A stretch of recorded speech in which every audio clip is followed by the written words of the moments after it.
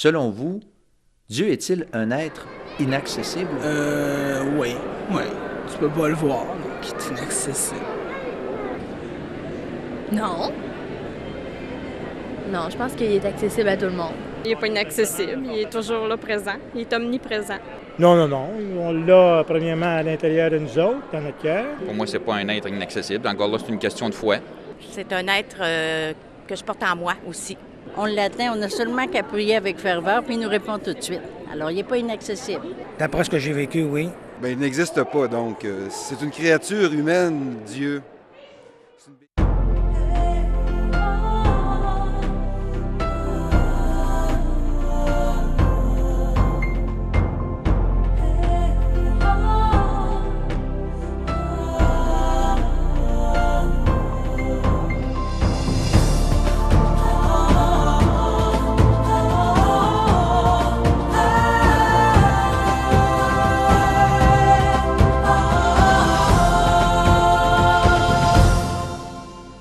Mesdames, Messieurs, bonjour et re-bienvenue à l'émission L'heure de la bonne nouvelle. Dans le cadre de la série Jésus seul, nous abordons aujourd'hui le thème Jésus, le seul Dieu qui s'humilie.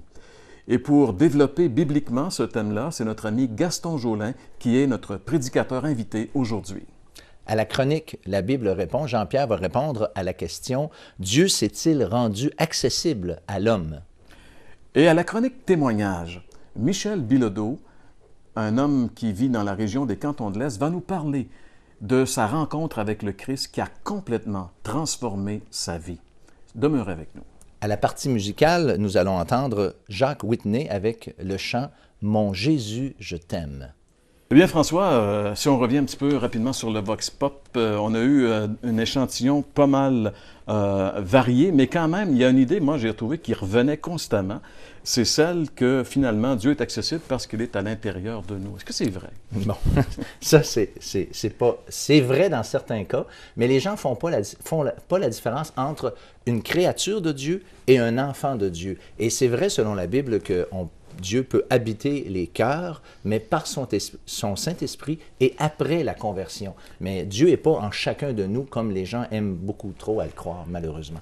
Merci François de nous rappeler qu'il y a une différence entre un enfant de Dieu et une créature de Dieu. Et pour en savoir plus à ce sujet, demeure avec nous car c'est l'heure de la bonne nouvelle.